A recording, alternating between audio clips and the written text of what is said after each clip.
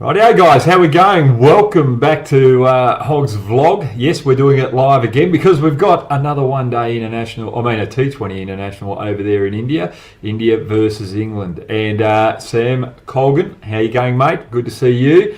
Vasant Narayan, how are you guys going? Shezadeep Singh, Mayank, VK, Mahur, Vasant. Good morning, everyone. Thanks very much for joining me. So the big topics today: should India play three spinners today? And ISHAN Kishan or Suryakumar Yadav, can they fit into this Indian batting lineup? They're the main discussion points here, live on the Hoggs vlog. Let's roll the bumper.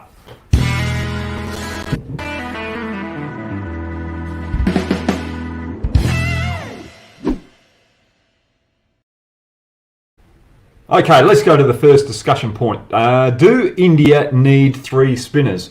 For me, I don't think they need three spinners going into this particular game. I think they summed up the conditions wrong last time. There was more in it for the pace bowlers, and I think they should have gone in with Saini. So for me, I think their bowling lineup should be today Sundar, Thakur, just to add with the extra bounce or batting depth, Chahal, and you've got Bhuvnesh Kumar, and I'd get Axar Patel out of there and bring in Saini. So that is my bowling attack today.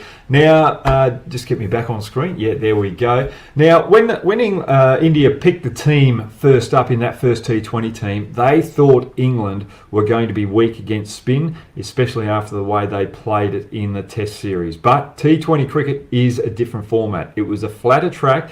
And these English batsmen, apart from Morgan and Roy, are very competent against spin. And the thing that impressed me in that first game was England weren't going to have the effects of the Test series in their back of their minds. They were going to be aggressive against the spin and put the pressure back on those bowlers. Well played by Roy, who took on Chahal and got on top of him, so that set him up for the rest of the series. But the way that Buttler took on Axar Patel as well, using his feet, sweeping him, which the English didn't do in the Test series, has put pressure back on Patel if he plays tonight. So Sundar, I thought he bowled reasonably well the other night, and he's very effective against both left-handed batsmen and right-handed batsmen. That's why I would keep him in there instead of Axar Patel. And also you've got Chahal turning the ball away. The thing with Chahal today against these England batsmen, he's got to change his pace. Don't get caught up under pressure where you've got to bowl quicker. And if you bowl quicker and quicker, you're just playing in the hands of the English batsman. When he slowed it up, he troubled the English batsman. That's what he's got to do today, change it up. So for me, I think India go in with two spinners and play Saini just to add a little bit of variety with extra pace. Okay, next point. Should Ishan or Surya play today? Well, I'm just looking at the stats of this year's IPL, and I've got it on my little computer here. And if I look at ISHAN Kishan and Suryakumar Yadav, out of all the batsmen in this Indian squad, they were dominant against bowlers over 140 k's an hour. They're dominant against the medium paces, and they're also dominant against spin. When I say they're dominant, they've got good averages and high strike rates. Better than any other player in this Indian lineup. So for me, one of them's got to come in. So I'm looking at England. They've got the extra pace of three bowlers bowling over 140 k's an hour in that first game. They need to change their game plan. So what I've come up with the batting lineup for India coming in against this England lineup is Rahul opening with Virat Kohli. Remember, Sharma is not playing.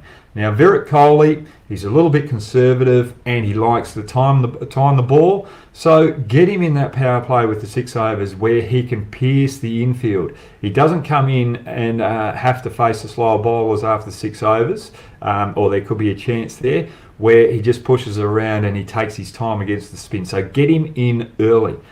I'd have Kishan coming in at number 3 because of his aggressiveness and his success against quick bowlers over 140, and then I'd keep Iyer, Pant and Hardik in this lineup. Now, they want to play an aggressive brand of cricket, India. They want to change their tack because they're up against the best team in T20 cricket, who are very aggressive themselves. So you've got to change your lineup. You've got to take out the old blood who can't get that momentum and get that strike rate up consistently. Bring in the new blood who can and have delivered in IPL. Give them an opportunity right now before the World Cup, because if Kishan can deliver, then you've got Iyer, who's very good against pace, Pant, who's very good against pace, and Hardik Pandya out the bottom there to finish off the innings. You've got 4 aggressive players there, and either Rohit Sharma, Rahul and Virat Kohli, their roles is to be aggressive out the power play, but one of them bat through the innings. So I think that's a better lineup. What do you think? Get your comments in afterwards, and I'll reply later on today before the game starts. All right, the final point. Knowing the player. Now, this is an interesting one. Where I want to go with this one is last game, just tactically with Virat Kohli. Chahal was bowling to Milan. Now, Milan came out and there was no pressure on him. He didn't have to play hard to get his ones or force the ball through the infield to get his ones. And he chipped one up through the mid-wicket region, where if you had a mid-wicket in place, you would have had him caught and bowled. So for me, I think they've got to change it a little bit tactically when you've got prominent spinners like the Indians have, and understand what Milan's all about. He's already come out in the media and said, I like to get involved and just push the first 5 or 6 balls around. I don't like to be aggressive. I don't want to play any expansive shots. I just want to get used to the conditions. I take my time there. So bring the field up. Bring your mid-off up. Get the mid-wicket in play and have a catching leg slip to Chahal last game rather than a first slip. What you're doing there is you're getting Milan to push hard, and hopefully you get your catches out short cover and short mid-wicket onto him early. And he's only new to T20 cricket. If you get him out early, you put pressure on him plus the pressure on the lower order of the England batsmen. This is where you've got to be smart with knowing the opposition player. Read what they the comments that they say in the media, and you work out the way that they play their game, and then you can set up your structure and your plans against those opposition players. And India missed a trick there in that last game. That's all I want to say about that. So let's get into the questions on Hoggs Vlog. I'm just enjoying everyone that's joining on with me. So thanks very much for everyone who's got on board, and hope you're enjoying your morning breakfast. This is from Ruben Loganathan. How you going, Ruben? Is the Indian team the best for the T20 format, for more suited for one-day international format, as there are no explosive batters in the top order as England's team? Exactly right. This is why I bring Kishan in. If I was going to be very, very greedy and sort of want to hit the headlines, if you look at Rohit Sharma's record in last year's IPL, against fast bowling over 140 k's an hour, he didn't have a good record, and he didn't have a good record against spin, both on average and strike rate. So would you bring Surya Kumar Yadav in out 3 and put Kishan in out opening the batting with Virat Kohli? I think that's a little bit too much just around the World Cup. So I think Darwin, Rahul and Virat Kohli are more suited to 50-over cricket than T20 cricket. The youngsters coming through that have played a lot of IPL and have been more exposed to it early on in their career play a more aggressive game of T20 cricket. So for me, I think you're right. The Indian lineup right now is more conducive to 50-over cricket rather than T20 cricket, and I think sometime in the near future they have to make that big decision of saying these past players or the more experienced players might have to make way for the likes of Kishan and Surya Kumar Yadav, who have set their game up for T20 cricket. So mate, Ruben, that is a very good question, and I agree with you. I think the Indian team is set up for one-day international cricket rather than T20 cricket. Let's go to the next question. Vasnat Narayan, how are you, mate? Or Naran? Should India invest in experienced personnel like Ashwin and Kuldeep, who have good bowling strike rates, and should there be consistency in selection? I think right now, before going into the World Cup, I think there should be consistency in the selection. Look, I'd really love Ashwin in this lineup, but I think just with the field and the running between the wickets, he's not explosive enough in that area to warrant his team or warrant his place in the team, because T20 cricket's all about fielding, explosiveness, and keeping the pressure on the opposition. And if you can't deliver that in the field and the running between the wickets, you're sort of lagging behind, and it creates a few holes. Kuldeep Yadav, on the other hand, I just think he's fallen away a bit, especially with this batting lineup, English batting lineup that like to sweep. If he comes up against teams like this, he won't be as successful, because this is a way that England have counteracted spin on Indian conditions, and they're doing it successfully in the shorter format. So Kuldeep Yadav has got to find a little bit more variety to his bowling in order to get his place back in this T20 team. So for me, I can't see Ashwin or Kuldeep getting back into the T20 lineup. Vasant, as much as I love them both, I just can't see it. All right, next question. Back to that last question, I think Sundar with his batting, bowling and fielding, as well as Chahal with his leg spin, adds different variety as well. I think they've done a wonderful job, and I can't see Ashwin pushing those two out at the moment unless one of them really stuff up. Vasant Narayan again. Oh, sorry, we went back to that. Mayank VX. Should Virat Kohli be dropped as captain so that he can focus on his batting like Australia did to Smith? Mayank. Smith didn't get dropped from captaincy. He got expelled from captaincy with a little misdemeanor over in South Africa. There is talk that Smith might be captain again, but I think I like the way that Australia and England have set up their leadership roles. Both teams have got specialist captains for their test team and specialist captains for the white ball team. I think that's needed. I think the most successful teams around the world have that set up, and it's proven its worth in gold.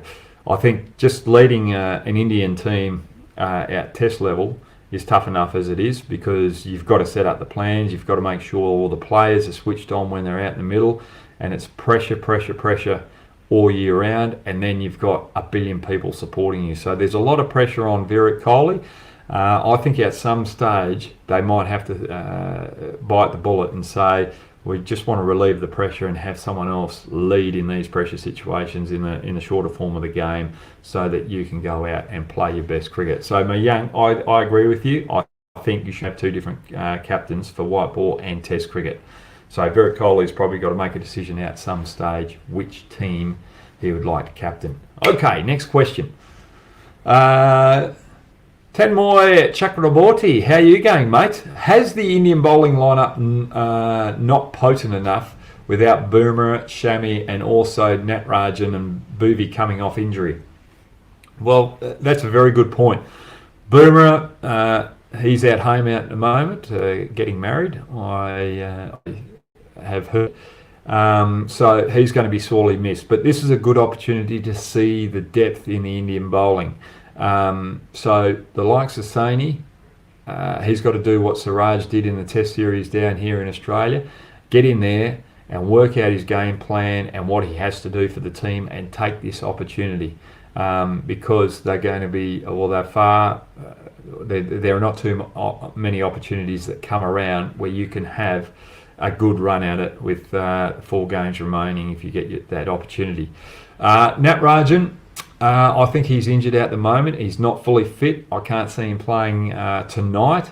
So that's a big hole, and they are missing Shami. Shami is absolutely potent with his extra pace in the power plays, but the way that he can get reverse swing in the final overs as well, I think he can be brutal. And you need that extra pace, and it was seen in the first T20. England had the extra pace, India didn't, and India were found wanting. So it's going to be interesting what lineup they have tonight. Bhuvneshwar, he's coming back from injury. He's got to get that swing. If he doesn't get that swing, I just feel in the power play he doesn't have the pace to trouble that aggressive a bit of variety there as well. So he's under pressure as well. Okay, let's get to the next question. Sorry, Shubs. Shubs is in the background just helping me get these questions up, and he's doing a great job. Ashish Singh, what changes India should do in the playing 11 to win tonight's match? Okay, this is a good question. I'm just going to go a little bit off topic with this question as well. But to answer that question directly, I think they've got to bring Saini in and drop one of the spinners, probably Axar Patel. Saini with that extra pace just adds a bit of variety to the bowling attack. You've got Sundar and Thakur that can bowl and just add a little bit of depth to the batting as well. I'll drop Darwin, have Kohli open the batting, and I would have Kishan coming in out number 3. And if you missed the earlier part of the vlog, the reason being is that Kishan in the IPL this year was the best batter against express pace bowling with his stats, and he was very dominant against spin and medium pace as well. That's why I'd bring them in. Now, with this particular series, it's a little bit... there's a bit of a scenario here that I want to talk about because you're preparing for the T20 World Cup. So winning the series, although it's important, is not the most important aspect of these 5 games, because England are coming over. Morgan came out and said that they're flat pitch bullies. They really know how to bat on flat pitches, and they're learning how to bowl on the flatter pitches as well. They want that experience against slower pitches that turn a bit. And for me, if I was India, I wouldn't be giving them those pitches. I wouldn't be trying to give them that experience before the T20 World Cup, because you want to keep that home ground advantage. What I'd be doing would be trying to prepare another wicket like they just did and work on their weakness, which is that batting against express pace, and their bowlers bowling on those type of wickets against aggressive batters. But in saying that as well, you bring in Kishan to see what he's like against those quicker bowlers, and it's a good opportunity for that. And if he can handle it, you've found more depth in your batting lineup, and you've found an answer to a weakness that you have in that Indian batting lineup. So for me, that's how I'd go about it if I was India, with the change of 11 and the way that I'd approach this series.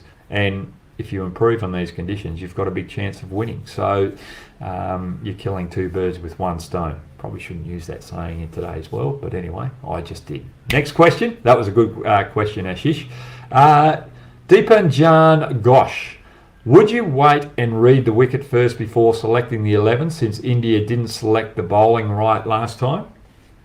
Deepanjan, that's what all good teams do. That's what every team does, especially in big tournaments. So if it's a T20 World Cup particular game, you'd go in there and you would name 13 players in your squad, and then you would go and look out the wicket and you would select the final 11 just before you go out and toss the coin to suit those particular conditions. But in this particular scenario right now, especially with India, they'll want to test their players on these different conditions and see what they can offer, because you're looking at your depth of your bowling, but you're also looking at your range of batting, who can stand up and who can adapt to varying conditions. So in these type of scenarios, with these type of series, you're trying to give certain players opportunities on certain conditions to see what they can deliver. But in a World Cup game, that's the way you do it, and that is a very good observation, Deepanjan. So World Cup games, you do that. In these particular fixtures, you slightly go away from it just to give players opportunities.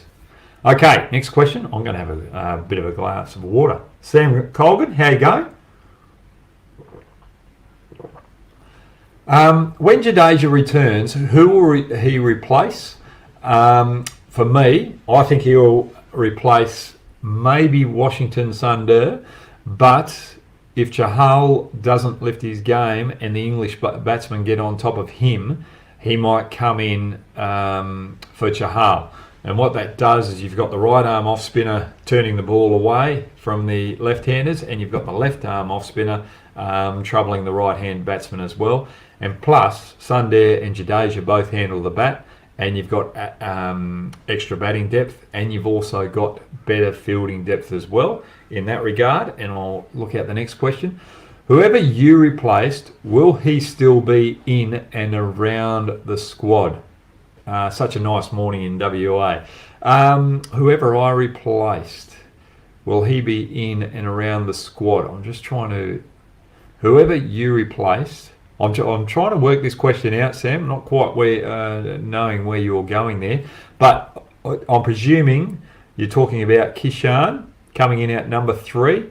For me, I think he's got to stay around the squad if you're talking about ISHAN Kishan, and give him multiple opportunities in this particular series against a quality bowling attack. I hope I answered the question correctly there. Thanks very much, Sam, for that. And yes, it's a beautiful morning over here in Western Australia. Ratan Chowdhury. How you going, Ratan? What should be approach for India, aggressive or traditional? For me, if they're going to play this aggressive brand of cricket, I think the way that they should set up, as I picked my team earlier in this live broadcast, have Virat Kohli open with Rahul. Remember that Rohit Sharma's not playing. Let them play conventional cricket in the power play. They're both good timers of the ball against pace, and they'll find the boundaries by just piercing the gaps.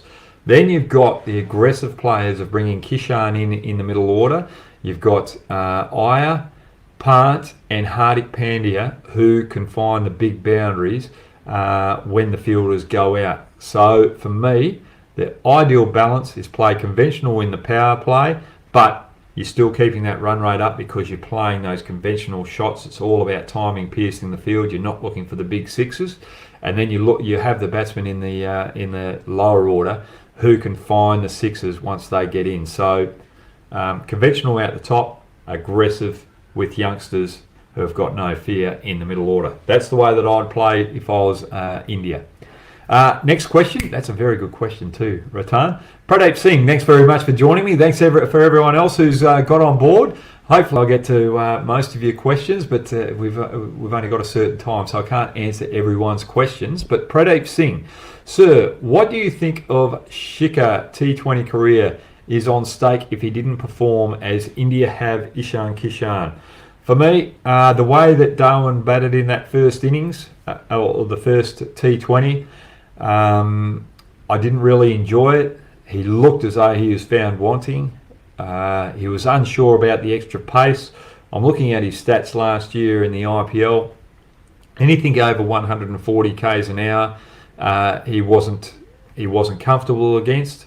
So for me, I think you've got to bring in ISHAN Kishan and get rid of some of the old wood and have some of these young players coming in who are playing without fear. Give them an opportunity and say, this is your spot for the rest of the series.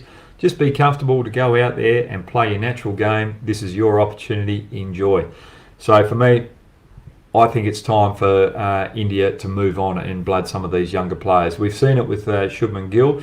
He did well over here in Australia, and he's batting with that experience of Rohit Sharma. And while you've got these experienced players in there, and you've got a place to blood young players, do it. Because you don't want to be like Australia was a couple of decades ago, where a heap of the legends left the game all at the same time, and all of a sudden you had a top six that had to blood new players without that experience around them. You don't want that in this Indian lineup, especially when you've got the quality of the likes of ISHAN Kishan and Surya Kumar Yadav in the lineup, waiting, or in the squad, waiting for opportunities. And they've outperformed those particular players, the senior players in IPL cricket. Okay, next question, please. Good question, that, Pradeep. And sorry for Shikhar Darwin, I was a bit harsh on you, but that's the way the world is at the moment. If you're not up with the way that the game's evolved, you're going to be found under pressure, and your spot is going to be taken by some young punk who's coming through and absolutely delivering. Cricket for us. How you going, mate? Should India stick with a rotation policy throughout the series to reach their best 11? Also, huge fan. Please do check out my YouTube channel. I will do that later today. Cricket for us. For me, I think that they can afford to do or have a little bit of a rotation policy at the moment. You haven't got Boomer in the lineup. And the thing is, if Boomer gets injured again, you want to make sure that you've actually tested all the other fast bowlers that you've got in your squad to see who can deliver on certain conditions for the T20 World Cup. You need that backup. So for me, in this particular series, as I said before, you're not there to allow England to get used to the conditions here in England that you're going to have for a T20 World Cup, but you're giving your players conditions that they need to adapt to, just in case they happen in the T20 World Cup where you've got flat wickets, or you're going overseas and you're up in those flat wickets as well. So for me, the rotation policy is for your depth in your fast bowling. I think India should keep going with it, and they should rotate some of the batsmen as well to give the likes of ISHAN Kishan and Surya Kumar Yadav some opportunity as well. Okay, Shubs, next question, and I'll be checking out your YouTube channel, Cricket 4. Okay, well, that's finished. We're going live tomorrow, and don't forget to swallow me. Don't forget to follow me on @BradHogg_ or @BradHogg_ on both Instagram and Twitter as well. Now, you guys have a great day. Let's enjoy tonight's game. I think England, if their bowlers are like they were the other night, bowling at 145 kilometres an hour, and on that good line of length with extra pace in the power play, I think they might be a little too good for India again tonight. Let's just see how India adapt and get back into this contest. Thanks for joining me, guys. Have a great day.